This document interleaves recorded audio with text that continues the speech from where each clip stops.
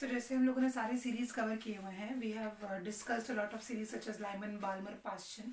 अभी हमारे पास जो सीरीज हमें स्टडी करनी है, this is called as the bracket series. What important here is कि अगर आप लोगों को एक बार इसका सीरियल नंबर याद हो जाएगा ना, तो बहुत ईजी रहेगा N1 फाइंड आउट करना. और N2 तो जनरली क्वेश्चन में गिवन ही रहता है. सो N1 का केस एक्चुअली बहुत इंपॉर्टेंट रहता है, जिसके लिए एक सीरीज अच्छे से याद हो जाए तो बहुत ही ईजी हो जाता है. तो सीरीज क्या याद होनी चाहिए? सीरीज सबसे पहले जो सीरीज हम सॉल्व करते हैं वो होता है लाइमन सीरीज. देन लाइमन के बाद आता है बाल्मर, लाइमन, बाल्मर, पास्चन. ठीक है.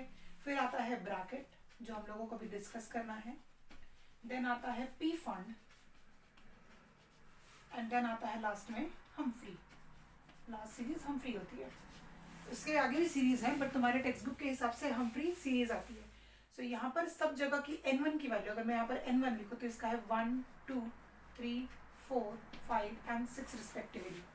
N1 की वैल्यू याद है ना, तो रेडबर्ग के फॉर्मूले में वो N1 ही यूज करना है. N1 से ही इंपॉर्टेंट ज्यादा हो जाता है.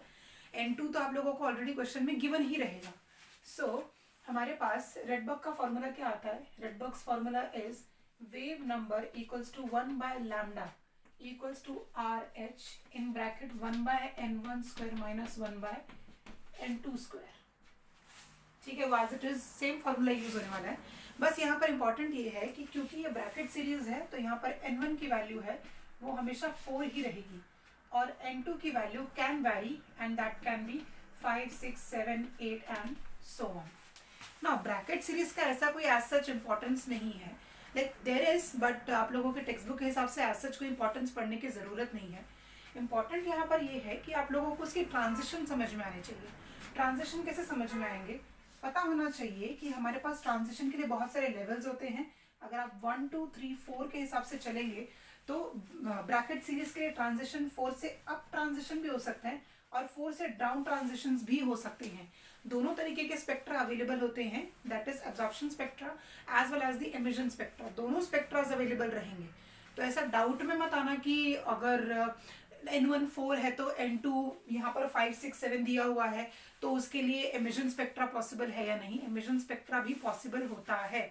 बस यहाँ पर N+1 का फॉर्मूला यूज करके आपको जनरली अपवर्ड ट्रांजिशंस के ही क्वेश्चंस देखे जाते हैं. सो इसका एक जनरल ट्रेंड बनाया गया है. सो ब्रैकेट सीरीज को इस तरीके से सॉल्व करना है. और ये कुछ नहीं है, हाइड्रोजन स्पेक्ट्रा की जो सीरीज हम पढ़ते हैं उसी में से जो 4th वाला पार्ट रहता है, that is called as the bracket series. So this is all about bracket series, and just try to learn the formula and it will help you a lot.